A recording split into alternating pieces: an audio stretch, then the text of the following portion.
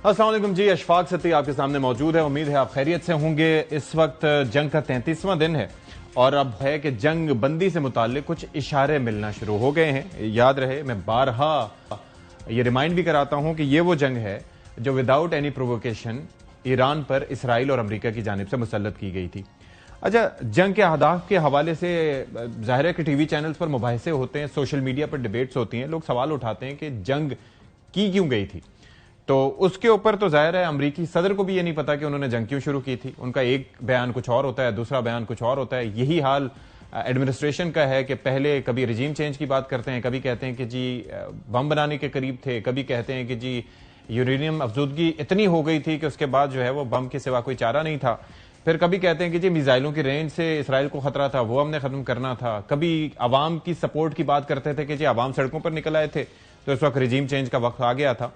तो इनमें से कोई भी चीज पूरी नहीं हुई, मासवाए इसके कि इतनी बमबारी की गई है। जितने टारगेट्स की वो बात करते हैं तो अभी वहां से खबरें बाहर नहीं आ रही हैं, लेकिन मुझे अंदाजा ये है कि वहां पर सिविलियन इंफ्रास्ट्रक्चर का और आम लोगों की जानों का काफी नुकसान हुआ है। जो क़यादत की शहादत हुई है वो तो अपनी जगह, आयतुल्लाह खामनाई समेत जो अहम तरीन रहनुमा थे, अली लारीजानी समेत जो बसीज फोर्स के कमांडर थे, इंटेलिजेंस मिनिस्टर जो उनके थे, जो उनके नेवी के सरबराह थे, उससे हटके बहुत शहादतें हुई हैं। लेकिन आम लोग भी अपनी जानों से गए हैं। जो डिस्प्लेसमेंट है उसका अंदाजा ये लगाया जा रहा है कि 1,80,000 खानदान उससे मुतासर हुए हैं। ये अनप्रोवोक्ड वॉर जो कि मुसल्लत की गई ईरान पर। अब जो स्टेटमेंट्स हैं, मैं जरा चाहूंगा आपको कि वो आप जरा सुनवा सकें। तो उसके अंदर पहले क्या कहा गया था, ये वो पहले बयानात हैं जैसे क्या था कि जी हमने तो ऑब्लिटरेट कर दिया, अब बम नहीं बना सकेगा। उसके बाद फिर दूसरा बयान, फिर तीसरा बयान, जरा पहले वो देखें। U.S. military carried out massive precision strikes on the three key nuclear facilities in the Iranian regime. Strikes were a spectacular military success. Iran's key nuclear enrichment facilities have been completely and totally obliterated. A week ago, Iran was very close to having a nuclear weapon. Now, Iran is incapable of building a nuclear weapon with the equipment they have because we destroyed it. We destroyed their ability to enrich uranium. If they have 60% enriched uranium, but they don't have the ability to enrich it to 90%, and further, they don't have the ability to convert that to a nuclear weapon. That is... They are assembling all the things you need for nuclear weapons. They're assembling long-range rockets that can eventually reach the United States. They enrich uranium to 60%. As you pointed out a moment ago, from 60 to 90%, which is what you need for a bomb, takes 12 to 14 days. They demand the right to enrich, which is how you get from 60 to 90%. They can never be allowed to have a nuclear weapon. So we had to act. अच्छा, ये आपने जो आखिरी बयान देखा Rubio साहब का, ये अभी रिसेंट स्टेटमेंट है। तो आप अंदाजा कीजिए कि उस वक्त ऑब्लिटरेट कर दिया था, कुछ नहीं कर सकते थे, लेकिन फिर 8 महीने बाद वही काम किया। और आपको बड़ी मुमासलत लग रही होगी। आपको याद होगा कि 1996 से नेतन्याहू के इसी तरह के स्टेटमेंट आया करते थे कि हफ्तों दूर है, हफ्तों दूर है, हफ्तों दूर है। और फिर इसराइल एक अनडिक्लेयर्ड न्यूक्लियर पावर अपनी जगह मौजूद है। आपको याद है दिमोनो के जब न्यूक्लियर पावर प्लांट के ऊपर हमला किया ईरान ने, तो उस वक्त IAEA के सरबराह की जानिब से फॉरेन स्टेटमेंट सामने आया। तो उनसे पूछना चाहिए था कि हुजूर वाला, आपको तो वहां पर कदम रखने की इजाजत नहीं है, तो आप वहां की न्यूक्लियर प्रोग्राम की सिक्योरिटी के हवाले से कैसे बात कर सकते हैं, जबकि आपको तो ऑफिशियली पता ही नहीं है कि इसराइल के पास न्यूक्लियर वेपन्स हैं। तो बहरहाल ये चीजें अपनी जगह हैं। फिर ट्रंप साहब जो रिजीम चेंज से मुतालिक अपने मुतजाद बयान देते, आज भी आप किसी से बात करें तो किसी को समझ नहीं आती कि वह दर हकीकत चाहते क्या हैं। सुने जरा। Well, it seems like that would be the best thing that could happen. Our objective is to defend the American people by eliminating imminent threats from the Iranian regime. What we're doing right now and eliminate the intolerable threats posed by this sick and sinister regime. Again, we have had regime change. Now, regime change was not one of the things I had as a goal. अच्छा, अब क्या हो रहा है? अब ये हो रहा है कि एक तो उन्होंने इंदिया दिया है कि जंग से निकलने का। वैसे भी इनका जो व्हाइट हाउस और एडमिनिस्ट्रेशन थी उसका प्लान यही था कि 4 से 6 हफ्ते में सब खत्म हो जाएगा। अब वो फंसते जा रहे हैं। और अगर ग्राउंड इन्वेजन के मामले पर गए, जैसे कि 82nd जो एक पैराट्रूपर्स जो एक ब्रिगेड है उसको वो तैनात करने का सोच रहे हैं, और वो मेरीन एक्सप्लोरेटरी यूनिट की जो बात हो रही है, अगर उस साइड पे जाते हैं, खार्क की साइड पे या वैसे कहीं पे डिप्लॉय करते हैं या एनरिच्ड यूरेनियम निकालने के लिए फौज भेजते हैं, तो फिर मामला चंद हफ्तों तक नहीं रुकेगा। Iranians are ready for this. एक तो ये है। दूसरा यह है कि स्टेटमेंट्स दी हैं, इंडिया दिया है कि हम निकल सकते हैं, और साथ में अभी जो हाल ही में उनका जो एक रीसेंट स्टेटमेंट आया उसमें उन्होंने कहा है कि जो नए सदर हैं वो कम रेडिकलाइज्ड हैं और ज्यादा इंटेलिजेंट हैं अपने प्रेडिसेसर से। इनके पेजेश्कियान साहब की बात हो रही है और फिर उन्होंने सीज फायर का कहा। अब ईरान की जानिब से इस चीज की तरदीद हो चुकी है और अब आगे देखते हैं कि बात क्या बनती है। अब ट्रंप साहब खिताब भी करेंगे कल सुबह, तो अब उसमें क्या मामलात बनते हैं ये देखना बाकी है। चीन और पाकिस्तान का जो बात हुई थी उसमें 5 निकाती फार्मूला था, लेकिन वो अक़वाम मुत्तहिदा के प्लेटफॉर्म के तहत वो चीज होनी है। लेकिन मसला फिर वही आ जाता है गारंटी का कि गारंटीज इस मुताल्लिक कौन देगा। फिर साथ ही साथ अब्बास इराक़ची जो कि ईरान के वजीर खारजा उनकी जानिब से ये एक्सेप्ट किया गया है कि बराह रास्त उनके राब्ते हुए स्टीव विटकॉफ से जो कि ट्रंप के नुमाइंदे हैं। तो क्या सूरत हाल बनती है, क्या होगा, इस पर जरा बात कर लेते हैं। जो हमारे मेहमान हैं उनके आपसे करवाए देते हैं। हमारे साथ मौजूद हैं जनाब स्टूडियोज में डॉक्टर कमर चीमा, माहिर बैनुल-अक़वामी सिक्योरिटी उमूर के, एडमिरल रिटायर्ड फैसल शाह साहब भी हमारे साथ मौजूद हैं दिफाई मामलात पर, खासतौर पर ये अगर ये जो एक्सपेडिटरी यूनिट्स वहां पर जाते हैं तो किस तरीके से क्या होगा उस पर जरा उनसे जानने की कोशिश करेंगे। हमारे जो सिफारती उमूर के माहिर हमारे साथ मौजूद हैं वो शमशाद अहमद साहब हैं और सेक्रेटरी खारजा हैं, साबिक सेक्रेटरी खारजा हैं, और ये तमाम तर प्रेशर्स को इस अंदाज से बहुत बेहतर समझते हैं कि जब इंडिया ने न्यूक्लियर टेस्ट किए थे मई 1998 में, तो उस वक्त ये वजीर आजम साहब के साथ मौजूद थे। तो ही नोज के व्हाट वी फेस्ड और किस बुनियाद पे आज हमारा एटमी ताकत होना बहुत इंपॉर्टेंट हो गया है और इसकी वजह से हम अपने आप को महफूज तस्वुर करते हैं। So thank you so much for all of you for being with us. अगर हम सिफारती महाज से ही आगाज करें, शमशाद साहब मुझे जरा समझाइएगा कि अब तक कहते हैं कि स्टेटमेंट्स बड़े मैटर करते हैं और कहा यह जाता है कि जब भी कोई मुज़ाकराती अमल चल रहा हो तो उसके ऊपर मीडिया के ऊपर ये ऐसे आके बयानात नहीं देने चाहिए जिससे कुछ पता ही ना चले कि आप चाहते क्या हैं और आप करके आ रहे हैं। तो एक जानिब तो ये जो ट्रंप के स्टेटमेंट्स हैं उससे आपको क्या इंडिकेशन मिलती है आपके एक्सपीरियंस के मुताबिक, और दूसरा पाकिस्तान और चाइना की जानिब से एक जॉइंट एक एलामिया सामने आया है उससे क्या इंडिकेट होता है? सबसे पहले तो आपका सवाल था कि ये जंग क्यों की गई है, अनप्रवोक्ड जंग इस वजह से हुई है। अब जब ट्रंप प्रेसिडेंट बनता है, इसने पहली टर्म में आते ही ये देखा, क्योंकि ये शुरू से नेतन्याहू का पिट्ठू था। He is the product, Epstein का ये प्रोडक्ट है और मोसाद ने इन लोगों को तैयार किया होता है। ये is one of the top notch products of Epstein जो नेटवर्क है। अच्छा। तो इस नेतन्याहू ने सबसे पहले इसको कहा कि ये जो न्यूक्लियर डील ईरान के साथ नेगोशिएट किया गया है वो अमेरिका ने करवाया था। अमेरिका खुद 5 सलामती काउंसिल के परमानेंट मेंबर्स और जर्मनी 6 मुल्कों ने मिलकर 9 सालों लगे थे उस डील को नेगोशिएट करने में, 2006 से 2015 में। तो जब वो साइन हो गया तो 16 में ये आ गया तो नेतन्याहू ने कहा कि I don't like this nuclear deal, तो बस उसको हुक्म पर इसने वो डील क्रैश कर दिया। But you remember the context ना, उसके पीछे पर्दा वो नेतन्याहू ने जाके जो एक तरह से मीडिया के सामने वो सारे शवाहिद रखे थे कि ये देखें जी ये सारा हिसाब किताब है, हमारे एजेंट्स वहां से लेके आए हैं, ये सीडीज हैं, ये डॉक्यूमेंट्स हैं, तो ये इस पे काम कर रहा था। उसकी बुनियाद पर फिर ये फैसला हुआ और उसी की बुनियाद पर जो ट्रंप है, ठीक है, ये अब पहली टर्म में इसने जेरूसलम को इसराइल का दारुल खिलाफा एक्सेप्ट किया, बिल्कुल ऐसे ही, और फिर अपना सफारत खाना वहां शिफ्ट कर दिया। और फिर इसने अब्राहम अकॉर्ड का शोशा छोड़ा जिसके मुताबिक इसने मुसलमान रियासतों से इसराइल को रिकॉग्नाइज करवाना था। ठीक है, वो कुछ 4 रियासतों ने कर लिया, सिर्फ सऊदी अरब भी उसमें शामिल था, लेकिन सऊदी अरब लास्ट मिनट बैकआउट कर गया। ठीक है, और उसके बाद इसकी टर्म खत्म हो गई और फिर ये दूसरी टर्म के इंतजार में बैठा रहा और फलस्तीनी भी तैयार थे। इसकी दूसरी टर्म शुरू होने से पहले फलस्तीनी जो थे उन्होंने इसराइल के ऊपर धमाका आके हमला किया, ठीक है, और नतीजा वो लड़ाई चलती और 80-90 हजार फलस्तीनी मारे गए जेनोसाइडल किलिंग में जो यहूदियों ने की।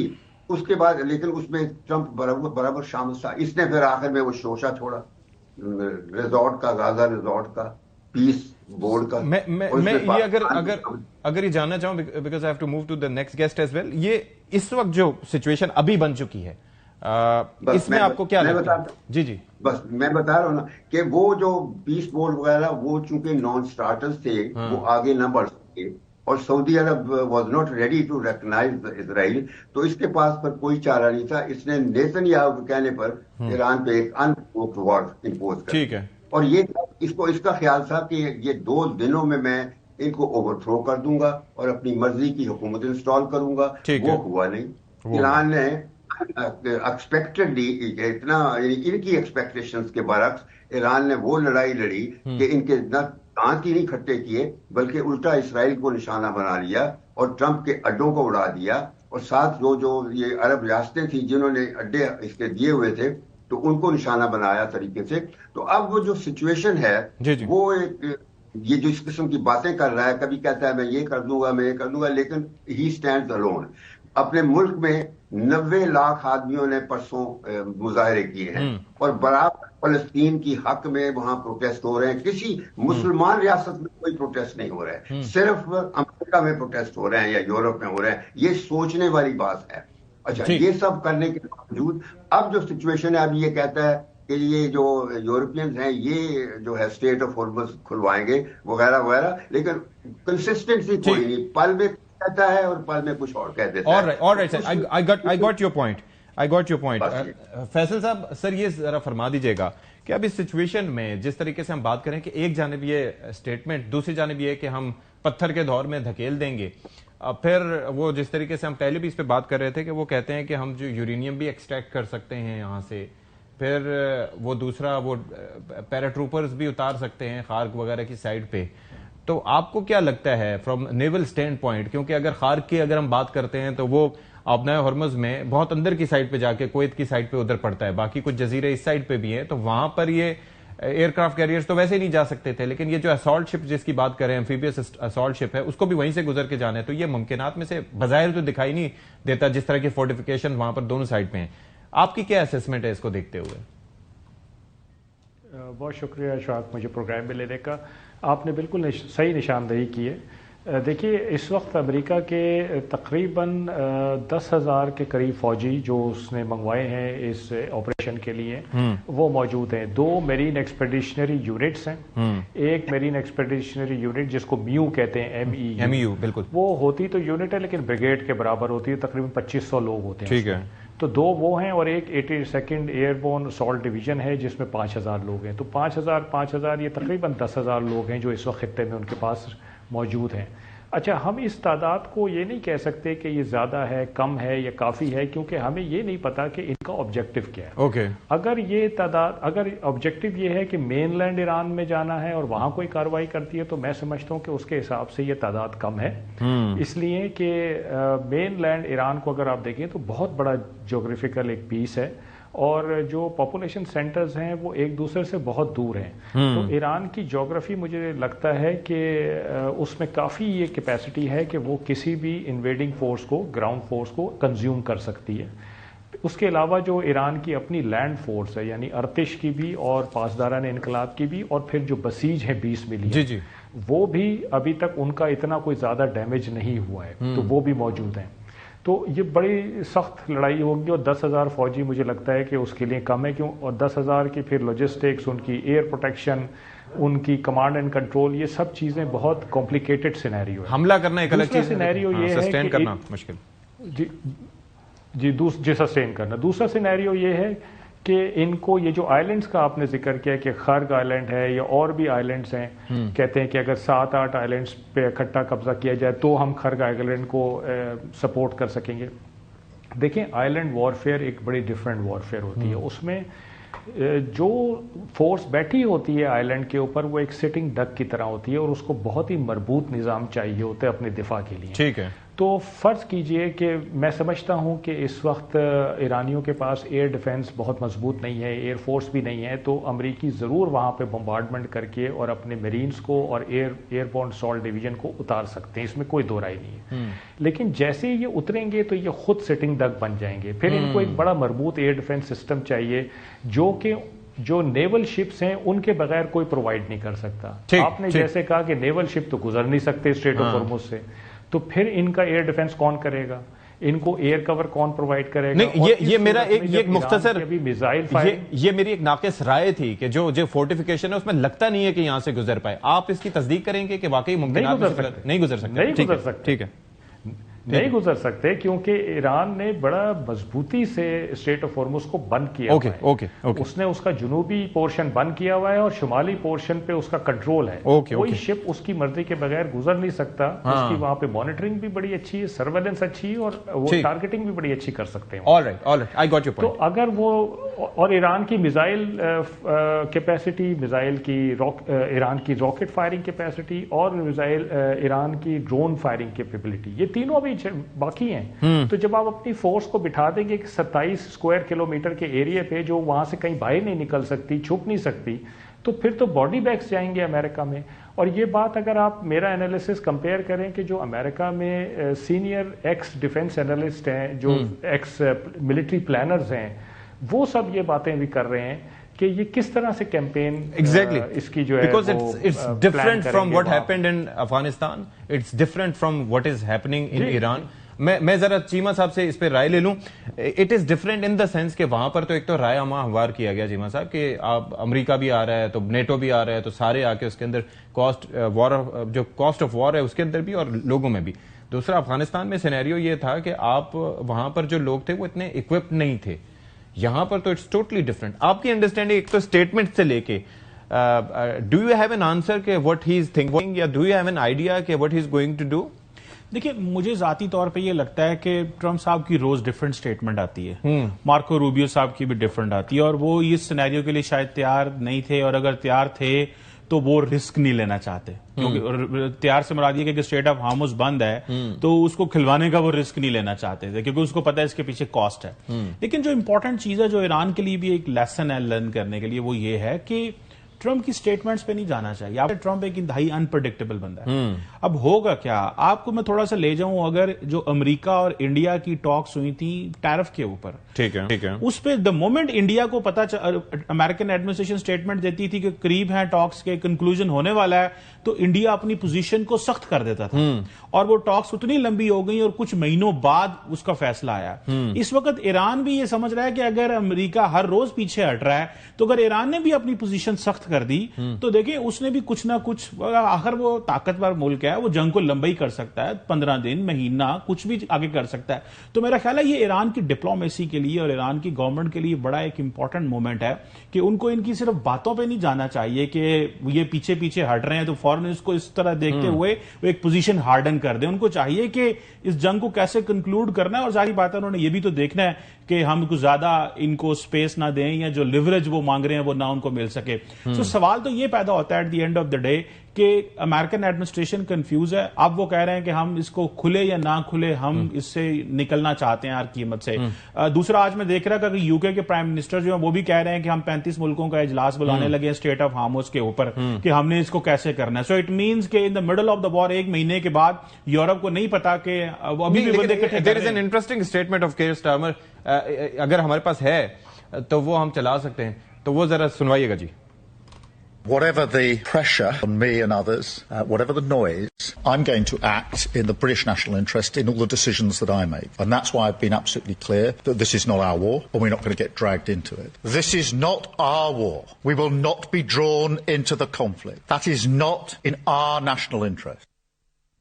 He emphasized like anything. लेकिन सर देखिए ना, ये आज से तो ये तो पहले दिन से कह रहा है, जर्मनी भी कह रहा है, बेल्जियम भी कह रहा है, यूरोप भी कह रहा है, स्पेन भी कह रहा है, तो इतना अमेरिका कभी भी अकेला नहीं हो। इसकी वजह क्या है? देखिए इन मुल्कों ने एक चीज तो अमेरिका को फोर्स कर रहे हैं कि भाई तुम्हारी जो बेस है ना वो इंटरनेशनल लॉ है, यूएन चार्टर पे जाओ, हमने तुम्हारी मदद की थी इस रूल्स बेस्ड इंटरनेशनल ऑर्डर पे, हम तुम्हारे इंडिविजुअली हम तुम्हें सपोर्ट नहीं कर रहे। तो मेरा, और दूसरी बात है कि ट्रंप साहब ने आते ही जो पोजीशन अमेरिका के इनके हवाले से इख्तियार की थी, वो रशिया यूक्रेन वॉर पे डिलीवर नहीं कर सके। उन्होंने इनसे टैरिफ, इन्होंने कहा जी 5% अपने नेटो का बढ़ाओ, वो बढ़वा लिया, फिर इनके ऊपर टैरिफ भी लगा दिए। सो इनके ऊपर जो है वो सिचुएशन कर दी। तो अब इनको मजीद एक इन्फ्लेशन की तरफ लेके गए, तो वो बेसिकली अमेरिका को बता रहे हैं कि you have to behave and act like a big boy. बिल्कुल ठीक है। शमशाद साहब, एक और चीज बड़ी इंपॉर्टेंट है कि इसके अंदर पाकिस्तान का, अल्लाह का शुक्र है कि अल्लाह ताला ने बड़ी सिग्निफिकेंस रखी, पाकिस्तान एक रोल प्ले कर रहा है। लेकिन एक चीज बड़ी इंपॉर्टेंट है कि जब तक जो मुतालिका फरीक हैं वो आमने सामने नहीं बैठते और ये बिल वास्ता मुज़ाकरातकारी होती है, तो इससे कोई नतीजा निकलता वो आपको दिखाई दे रहा है? इस पे आपकी राय क्या? और दूसरा, जब पसे पर्दा इसराइल मौजूद है जिसका मकसद ही पूरा नहीं हुआ, तो क्या वो इस अमल को सबोटाज करने की कोशिश नहीं करेगा? अमेरिका ने जो अपनी 15 शराइत थी वो पाकिस्तान को दी, ठीक है, हमने ईरान को दी, ईरान ने अपना जवाब 5 शराइत जो जवाब दिया था वो दिया। तो ये हमारा रोल है, लेकिन इसके साथ हमारे जो फॉरेन ऑफिस है वो ऐसे अच्छे तरीके आगे चला रहा है ताकि ये जो 4 मुल्कों को लाके यहाँ मीटिंग की है, अब चाइना का दौरा है, ये इसको एक्सपेंड करना होगा, क्योंकि हमें जो जहां बातें की जाती है ना गारंटी की, ये जो जंग बंद होगी तो कौन गारंटी करेगा, तो गारंटी के लिए ना चीन, ना रशिया, ना अमेरिका, अब एक नई जो होगी पावर वो है इन मुस्लिम रियासतों की, जो पाकिस्तान ने नेगोशिएट करके खड़ी करनी है। मैं बता दूं, बजाय इसके कि हम बायलैटरल ट्रीटी जिस तरह सऊदी अरब के साथ साइन करने के, हम सारे रियासतों को, यानी 6 खलीजी रियासतें और उसके अलावा ईरान, पाकिस्तान, टर्की, इजिप्ट और जॉर्डन और इधर इंडोनेशिया और मलेशिया, इनको मिला के एक ट्रीटी बेस्ड ऑर्गेनाइजेशन बनाए, वो फिर आइंदा मुस्लिम दुनिया की ताकत that is very interesting, that is very interesting, prevent करने के। बिल्कुल सर, बिल्कुल सर। अच्छा एडमिरल साहब, अब जरा ये समझा दीजिए, एक तो ये है कि स्ट्रेट ऑफ हॉर्मज की काफी बात होती है, बड़ा एक 39 किलोमीटर का ये हिस्सा है, लेकिन इराक जंग में भी हमने देखा था कि इराक ने भी बड़ा पाउंड किया था इस इलाके को, लेकिन फिर भी ईरान ने अपना कंट्रोल रखा और उसके बाद अमेरिका और इसराइल के प्लान्स को मद्देनजर रखते हुए फोर्टिफाई किया इसको। एक तो ये चीज है। दूसरा ये है, इसकी सिग्निफिकेंस मैं जानना चाहूंगा आपसे। ये तो हम सुनते हैं कि 20% ऑयल की ट्रेड और एनर्जी की ट्रेड यहां से होती है। पहले 28 फरवरी तक यहां से तकरीबन कोई 80 से 100 के करीब जहाज गुजरते थे, फिर दरमियान में 5 मार्च तक ये सिलसिला 3 तक आ गया था और अब उसके ऊपर कंट्रोल टोटली ईरान का है। एक तो इसकी सिग्निफिकेंस। दूसरा ये है कि वो कहते हैं कि हमने इनकी नेवी तबाह कर दी। अमेरिका की जानिब से दावा किया कि हमने उनके जहाज डबो दिए, हमने ये कर दिया। फिर how is Iran controlling everything? क्या बोट्स की वजह से, उसके अंदर फिशिंग नेट डाल के वो जिस तरह से डिसीव कर रहे हैं प्रेडेटर्स और रीपर्स को, या माइंस की मदद से, या फिर मतलब how is Iran doing it? जी, बहुत पर्टिनेंट सवाल हैं दोनों आपके। सिग्निफिकेंस तो देखिए, स्ट्रेट ऑफ हॉर्मज की आपने बताया कि 20% एनर्जी सप्लाईज यहाँ से जाती हैं, 40% दुनिया की ट्रेड यहाँ से जाती है। बहुत सारे मुल्क इस पर डिपेंड करते हैं, खित्ते के तो सारे ममालिक इस पर डिपेंड करते हैं। उनका तेल और गैस भी जाता है और उनका खाना पीना भी यहाँ से आता है, तो उनकी तो ट्रेड है ही इससे। अच्छा, ईरान जो है उसकी जोग्राफी बड़ी अच्छी है इस खित्ते में। अगर आप देखें बाकी दीगर ममालिक के मुकाबले में, पूरा गल्फ ऑफ ओमान से लेके और पर्शियन गल्फ के एंड तक पूरा नॉर्थ में ईरान है और कोई दूसरा मुल्क नहीं। नीचे देखें अगर उसके, तो फिर वो बहुत सारे ममालिक हैं। तो ईरान की एक बड़ी मजबूत जोग्राफी है और उस जोग्राफी का ईरान ने बड़ा फायदा उठाया। ठीक है। अच्छा, अब ईरान का मैं थोड़ा सा एक आपको कॉन्टेक्स्ट ये भी बता दूं कि ये जो स्ट्रेट ऑफ हॉर्मज, अगर आप इसका नक्शा देखें तो देखिए ये कौन सा बनता है। ये ईरान के करीब से गुजर के फिर ये जाता है। तो स्ट्रेट ऑफ हॉर्मज अपनी जो तंग तरीन जगह है वहां 33 किलोमीटर चौड़ी है और इस 33 किलोमीटर में से भी 2 लेन्स हैं, एक दोनों 3-3 किलोमीटर की हैं, जिसमें से जहाज आते भी हैं और जाते भी हैं। एक लेन से आते हैं और एक लेन से जाते हैं, तो ये 2 लेन्स इस तरह से चलती हैं। अच्छा, ईरान ने अब ये किया हुआ है कि उसने जो जनूबी लेन है जो कि ओमान के साथ है उसको तो बंद कर दिया है और जो शुमाली लेन है उस पर अपना कंट्रोल रखा हुआ है। तो जो जहाज हैं वो ईरान की बेसिकली कोस्ट के पास से आ जा रहे हैं। ठीक है। ईरान का हमेशा से ये क्लेम रहा है कि जी ये जो ऊपर वाली इसका पोर्शन है नॉर्थ का, शुमाल का, वो मेरे टेरिटोरियल वाटर से गुजरता है, तो मेरी ज्यूरिसडिक्शन इस पे होनी चाहिए। ओके। तो United Nations convention on the law of the sea कहता है कि ये जितनी भी नेचुरल आबी गुजरगाहें हैं इस पे किसी का कंट्रोल नहीं होना चाहिए, ये सबके लिए खुली होनी चाहिए। लेकिन ईरान ने उसको साइन तो किया है पर रेटिफाई नहीं किया है यूएन क्लॉज को। ठीक है। तो ईरान का और यूएन क्लॉज का ये थोड़ा बहुत टसल चलता रहा है, लेकिन ईरान फिर भी बाय एंड लार्ज उसके जो भी खदोखाल हैं उनको कंप्लाई करता रहा है, उसने कभी गड़बड़ नहीं की है यहाँ पे। लेकिन मैं समझता हूँ कि इस जंग ने ईरान के क्लेम को लेजिटिमाइज कर दिया है। आप देखिए कि अमेरिका इसको खुलवा नहीं सका, तमाम ममालिक ने मना कर दिया कि हम ईरान के कंट्रोल से नहीं लेंगे स्ट्रेट ऑफ हॉर्मज। यूएन ने परसों ईरान को रिक्वेस्ट की कि आप ह्यूमैनिटेरियन ग्राउंड्स पे कुछ शिप्स को जाने दें, जो ममालिक यहाँ से गुजरना चाहते हैं वो ईरान से रब्ता करते हैं और फिर वो उनको जवाब देता है कि जाना या नहीं जाना। और ये जो अभी ब्रिटिश प्राइम मिनिस्टर ने कहा है कि हम स्ट्रेट ऑफ हॉर्मुज पे टॉक्स करेंगे, दैट मीन्स कि वो इसको खुलवा नहीं सकते, वो ईरान से टॉक्स के जरिए, नेगोशिएशंस के जरिए रास्ता लेंगे। तो मैं समझता हूं कि वो जो एक ईरान का क्लेम था उसको लेजिटिमाइज कर दिया है ईरान और यूएस और इजराइल ने। तो एक कॉन्टेक्स्ट ये। दूसरी चीज है कि आपने जो नेवीज की बात की है, ये बिल्कुल सुनने में आ रहा है कि कल तो एक फिगर आई है कि 150 जहाज उन्होंने उनकी नेवी के डिपो दिए हैं। अच्छा, ईरान के इसके अंदर एक सप्लीमेंट्री चीज पता है क्या है? सप्लीमेंट्री चीज ये है सर कि एक तो ये है कि उनकी शैलो वाटर के लिए उन्होंने नेवी अलग से, यानी कि उनकी जो मिसाइल बोट से लेके जो उनकी इवन जो सबमरीन्स हैं वो शैलो वाटर के लिए अलग से उन्होंने बनाई। दूसरा ये है कि जो उन्होंने सबूत दिया था वो आपको याद है, वो दीना का ही दिया था कि टॉर्पीडो जा रहा है, उसको हिट कर रहा है और वो डिस्ट्रॉय हो गया। बाकी किसी भी हवाले से उन्होंने कोई फुटेज अमेरिकन ने इतनी जारी नहीं की है जो ये दावे कर रहे हैं। आप बिल्कुल सही कह रहे हैं। आप बिल्कुल सही कह रहे हैं कि किसी इंडिपेंडेंट सोर्स से कोई मुसद्दका इतला नहीं है, ना ईरान ने तरदीद और तस्दीक की। ठीक है। तो मैं इस फिगर को मानता नहीं हूं कि उन्होंने नेवी को बिल्कुल तबाह कर दिया। हाँ, उनकी जो अर्तिश नेवी है, जो कि रेगुलर नेवी है, जो कि किसी भी दूसरे मुल्क की तरह की नेवी होती है जिसमें बड़े शिप्स और सबमरीन्स वगैरह होते हैं, वो कमजोर वो थी, लेकिन वो जाहिर बात है कि यूएस नेवी के मुकाबले में कमजोर थी, तो उसको डैमेज जरूर इन्होंने किया होगा, ये मैं जरूर मानता हूं, लेकिन उसको खत्म कर दिया ये मैं नहीं मानता। जो दूसरी नेवी है पासदारान इनकलाब की, जिसकी आप जिक्र कर रहे हैं कि वो शैलो वाटर के उन्होंने प्लेटफॉर्म्स रखे हुए, वो नेवी है जिसने पर्शियन गल्फ और स्ट्रेट ऑफ हॉर्मुज पे डोमिनेशन की हुई है। उन्होंने वो एसिमेट्रिक वॉरफेयर पे काम करते हैं और पर्शियन गल्फ और स्ट्रेट ऑफ हॉर्मुज में ही तैनात रहते हैं। ठीक। उनके पास क्या है, उनके पास छोटे प्लेटफॉर्म्स हैं, लाइक स्पीड बोट्स हैं जिनके ऊपर रॉकेट लॉन्चर्स लगे हुए हैं, उनके पास रिमोट कंट्रोल बोट्स हैं, उनके पास कैमिकाजे बोट्स हैं, उनके पास मिजेट सबमरीन्स हैं। फिर उन्होंने अपनी ज्योग्राफी का फायदा उठा के मुख्तलिफ आइलैंड्स पे और कोस्ट पे बेसिस बनाए हुए हैं जहां पे इन बोट्स को स्टेशन किया हुआ है और मिसाइल बैटरीज लगाई हैं। और वो नेवी है जिसको वो खत्म नहीं कर सके। All right sir, thank you so much for your time Shah साहब और शमशाद अहमद साहब। सर आपका भी बहुत शुक्रिया, आप हमारे साथ। टेक अ ब्रेक है, ब्रेक के बाद हाजिर होते हैं। ब्रेक के बाद जनाब प्रोग्राम में खैर मकदम, और अब हमें ज्वाइन कर चुके हैं राना एहसान अफजल साहब, भी कोऑर्डिनेटर हैं वजीर आजम पाकिस्तान के। Thank you so much Rana साहब। एक चीज तो ये है कि जंग हो रही है, उसके अंदर पाकिस्तान अपनी तरफ से कोशिशें कर रहा है कि किसी तरह से सिफारती तरीके से मामलात हल हो जाएं। क्या हम फोर्सी कर रहे हैं other than the fuel prices जिनके अंदर इंक्रीज हो चुका है और मजीद भी शायद हो, क्योंकि हुकूमत काफी इस वक्त लोड बर्दाश्त भी कर रही है?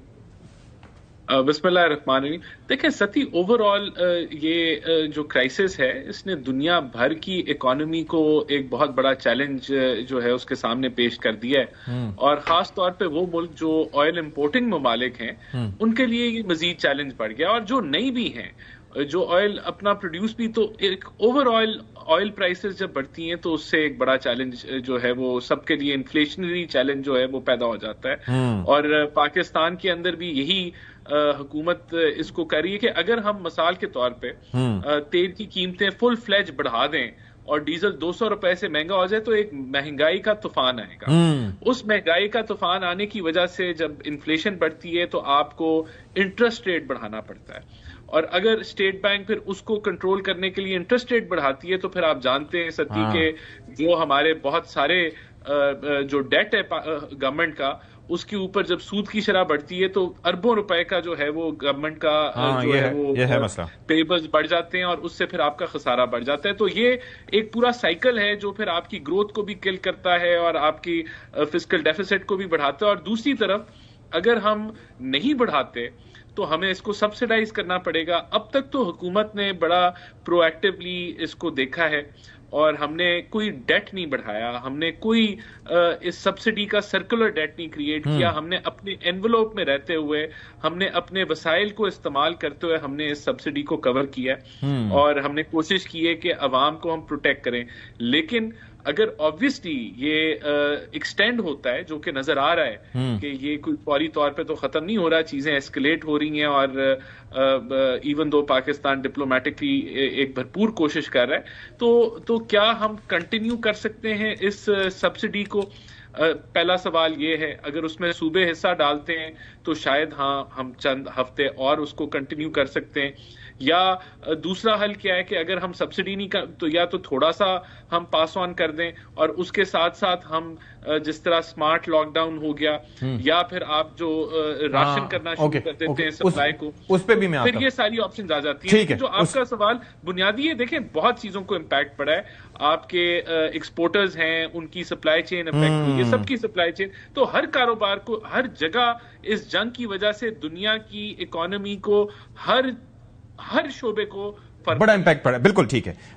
एक चीज है चीमा साहब, रूस अपना तेल एक्सपोर्ट करने लगा और जो उसका जो प्लान था कि वो मुआशी इस्लाहत करेगा उसने 2027 तक उसको पुश कर दिया, लेकिन साथ ही एक और अपडेट भी आई, वो ये है कि उसने तेल की जो एक्सपोर्ट है उसको जुलाई के एंड तक बंद कर दिया। इसका स्ट्रेटेजिक क्या वजूहात आपको लगती हैं कि वो अपने रिजर्व बढ़ाना चाह रहे हैं या क्या करना चाह रहे हैं? देखिए, पहली बात तो ये है कि अगर वो एक्सपोर्ट नहीं करते तो उससे एक तो यह है कि मार्केट में तेल नहीं जाता, मार्केट में तेल नहीं जाता तो कीमतें अपनी मर्जी से ऊपर जाती रहेंगी। रूस को इस चीज की समझ आ गई है कि हमने कैसे ज्यादा हर्ट करना है। इस वक्त अमेरिकन हर्ट हो रहे हैं। एक चीज तो ये कि वो तेल की वजह से घर में भी कीमतें बढ़ी हैं, बर्तानिया, यूरोप, अमेरिका, हर जगह तेल की कीमतें बढ़ गई हैं। सवाल ट्रंप साहब पे आ रहा है। दूसरे नंबर पे आप इस चीज को भी अंडरमाइन ना करें कि जो ज़ेलेंस्की ने अरब दुनिया का विजिट किया था, वो बेसिकली ये था कि अरब दुनिया ये समझ रही है कि ये हमें इतना महंगे काउंटर ड्रोन्स दे रहे हैं, इतने महंगा इक्विपमेंट दे रहे हैं ईरानी असले को या ईरानी ड्रोन्स को या मिसाइल्स को काउंटर करने के लिए। वो समझते हैं कि इन्होंने तो R&D पे काम ही नहीं किया हुआ यूरोप, अमेरिका ने, तो R&D पे तो काम जो है वो यूक्रेन ने किया हुआ है। 2100 में उसका इंटरसेप्टर जी। तो सो पॉइंट ये है कि ये in the middle of the war इतनी चीजें सामने आ गई हैं और हम ये सोच के बैठे हुए हैं सती साहब की इनकी बड़ी तैयारियां हैं। तो पता ये चला कि आपकी कोई तैयारी नहीं है। ये पता चला, आपका ये पता नहीं था कि आपने स्ट्रेट ऑफ हार्मुज को खुलवाना है। आपकी ऑयल सप्लाई लाइन पर आपको पता था कि ये रुकनी है, इसके बावजूद। सो मुझे ये लगता है कि ये समटाइम्स ये डेलिब्रेटली बहुत कुछ कर रहे होते हैं। तो ये उसी तरह की एक शक्ल जो है ये वो है कि हमें अगर हमारे पास वेनेजुएला का तेल आ गया, मेरे पास ईरान का भी आ जाएगा, एनर्जी डोमिनेंस हो जाएगी, मैं चाइना के सामने जाके खुल के बात करूंगा। लार्जली सिनेरियो तो वो ये बनाना चाहते थे, लेकिन हर चीज जो है वो उल्ट हो गई। और तो ये अच्छा, वेनेजुएला भी है कि आप दुनिया के सबसे ज्यादा प्रूवन जो एक जखायर हैं 303 अरब बैरल वो वेनेजुएला में है, लेकिन they are hard to extract. वो एक अलग डिबेट, मशीनरी नहीं है, बिल्कुल वो है। अच्छा राणा साहब, वन मोर थिंग, हम जो है वो अपनी अगर हम बात करें इस हवाले से काफी सवालात उठते हैं, आपसे भी आई एम श्योर किए जाते होंगे। एक तो ये कि पाकिस्तान 1,01,000 बैरल या उससे लेस अब वो हमारा पर डे का होता है, हमारी कंजम्पशन पर डे की काफी ज्यादा है, नंबर 1। नंबर 2, ये इस हवाले से जो हमारे जखायर हैं, यानी कहा जाता है 24 से 25 से 27 दिन के हमारे पास मतलब नॉर्मली जखायर रखने की कैपेसिटी है, क्या हमारी, और फिर जब उसका काउंटर आर्गुमेंट ये होता है कि अगर उससे ज्यादा हम रखेंगे तो हमें बहुत ज्यादा उसके अंदर फॉरेन रिजर्व जो है उसके अंदर स्पेंड करना पड़ेगा। लेकिन जंगें से लेके हर तरह के जो इमरजेंसी के हालात होते हैं उसमें ये जरूरी होता है कि आपके पास रिजर्व हों। तो उन रिजर्व को बिल्ड करने से मुतालिक कोई हुकूमत में सोच पाई जाती है, या कम से कम ऐसी रिफाइनरीज लगाई जाएं कि जो रशियन ऑयल को भी आके उसको वो कर सकें, उसको मिजिटेट कर सकें? देखिए सती, अभी तो जो है कोई सप्लाई चेन डिसरप्शन के इम्कानात नहीं है, लेकिन आपका सवाल मैं समझ रहा हूं कि वो एक अभी खाली जंग के हवाले से नहीं है, इसके बाद के हवाले से भी है कि बहुत सारे मुल्क जो हैं 60-60 दिन का भी रिजर्व रखते हैं, और उससे ये कि 200-300 दिन का भी होता है, लेकिन बस इवन इंडिया को कंपेयर करें तो उसका 60-70 दिन का तो उसका भी है।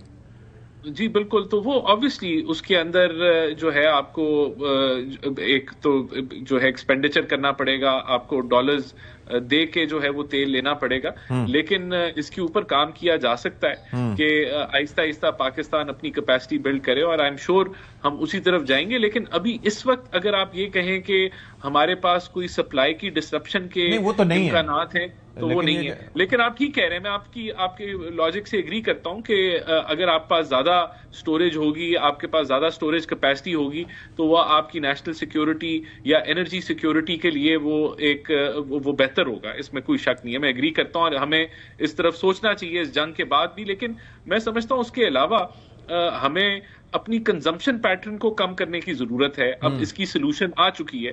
आप अगर ईवीज हैं आपके पास या हाइब्रिड गाड़ियां हैं, तो वो ओवरऑल इस पेट्रोलियम प्रोडक्ट्स की कंजम्पशन को वो कम कर देती है। एक आम आदमी जो है उसकी वो तो अभी भी कोशिश करते हैं कि उनके पास जो गाड़ी हो तकरीबन 8 से 10 लाख की हो, उससे ऊपर की ना हो, ये ईवी जो सेक्टर है या उससे हटके है, ये it's not affordable to all. ऐसा नहीं है। आप इलेक्ट्रिक बाइक्स आपको अभी नजर आना शुरू हो गई हैं। बाइक्स आर समथिंग डिफरेंट, लेकिन not everyone can opt for the bike ना। और फिर राणा साहब दे दिले सारे बाइक पे आ जाओ, राणा साहब दे दिले सारे ईवी पे आ जाए।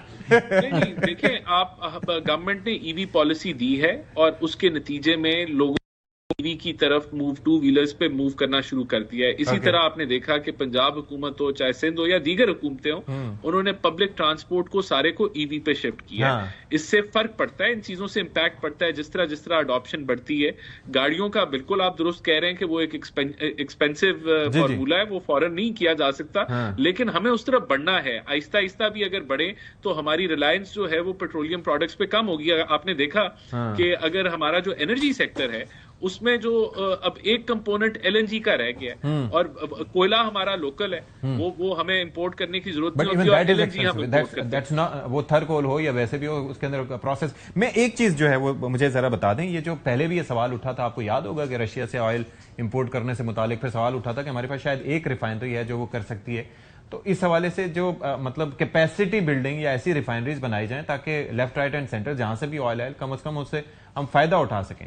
That's another challenge. मैं आपको, ये भी एक ऐसी मिथ है जो बार बार आ जाती है। अभी रशिया कोई डिस्काउंट पे तो तेल नहीं बेच रहा, वो तो उस वक्त कोविड के दौरान वो एक ऐसी अपॉर्चुनिटी थी कि रशिया जो है वो डिस्काउंट सस्ता दे रहा था, चीजें दे रहा था, सस्ता दे रहा था। और तब भी वो 30% जो डिस्काउंट दे रहा था, तो वहां क्योंकि उसका दूर हमारा रूट नहीं बनता, तो वो एंड में वो जो था वो कोई 5-6% या 10% पे सेविंग आ रही थी, इससे ज्यादा सेविंग नहीं आ रही थी और एक ही रिफाइनरी थी। ये सारे तो ये एक मिथ बनी हुई है जी, रशिया से क्यों नहीं ले लेते भाई। रशिया आपको इस वक्त डिस्काउंट पे तो नहीं दे रहा तेल, और आपकी जो ट्रांसपोर्टेशन कॉस्ट है, जो आपकी इंश्योरेंस कॉस्ट है, वो जब ऐड करते हैं तो आपको वो कोई इतना वायबल नहीं बनता। फिर देखें, हमने तो कोई कदगन नहीं लगाई रिफाइनरीज के ऊपर कि वो इन्वेस्टमेंट करें और उनको जो है वो हार्ड ऑयल जो रशिया का है उसको भी वो प्रोसेस कर लें, लेकिन वो वायबल नहीं समझती एज अ बिजनेस डिसीजन कि वो इतनी इन्वेस्टमेंट करें। तो देखें, ये सारी वो टेक्निकलिटीज हैं कि अब कि जिनके ऊपर बहुत सारी बातचीत होती है, लेकिन जो है वो लोगों को ये डिटेल नॉलेज जो है वो नहीं है। वो कहते हैं जी रशिया से, I'm glad, that's why I asked. I'm glad that you provided us with this intel. लेकिन ना रशिया आपको तेल डिस्काउंट पे दे रहा है, ना वो जो है आपके पास कैपेसिटी उसको रिफाइन करने के लिए, और ना वो रिफाइनरीज जो हैं समझती हैं कि ये कोई बड़ा वायबल बिजनेस ऑप्शन है कि वो इन्वेस्टमेंट करें रिफाइनरीज में, उनको रिफाइन करने के लिए। All right ji, thank you so much Rana Ehsan Afzal साहब फॉर योर टाइम। बहुत हमारे साथ मौजूद रहे। डॉक्टर कमर चीमा भी थे, उनका भी बहुत शुक्रिया। विल टेक अ ब्रेक है, ब्रेक के बाद हाजिर होते हैं जी। ब्रेक के बाद प्रोग्राम में खैर मकदम। और नाजरीन, जिस तरह से हम बात कर रहे थे कि जब ये आलमी सतह पर एक जंग मुसल्लत की गई ईरान के ऊपर, उसका इम्पैक्ट अब आ रहा है। और आप ये देखें कि महंगाई की शरह जो है वो 7.3% तक, और मार्च के महीने में जो महंगाई की शरह में 1.18% इजाफा रिकॉर्ड किया गया। अभी आप देखें एलपीजी की कीमतें बढ़ गई हैं, बाकी जिस तरफ आप देख रहे हैं वहां पर प्राइसेस बढ़ती जा रही हैं। और अभी ये वो सिचुएशन है जब हुकूमत की जानिब से सब्सिडी बर्दाश्त की जा रही है, खुद खर्च बर्दाश्त किया जा रहा है और आवाम को सब्सिडी दी जा रही है। आगे क्या होगा ये देखना अभी बाकी है। तो लेट्स होप कि ये जंग जो है खत्म हो जाए। प्रोग्राम से फिलहाल इतना ही। अशफाक इसाक सत्ती को इजाजत दीजिए। अल्लाह हाफिज नासिर।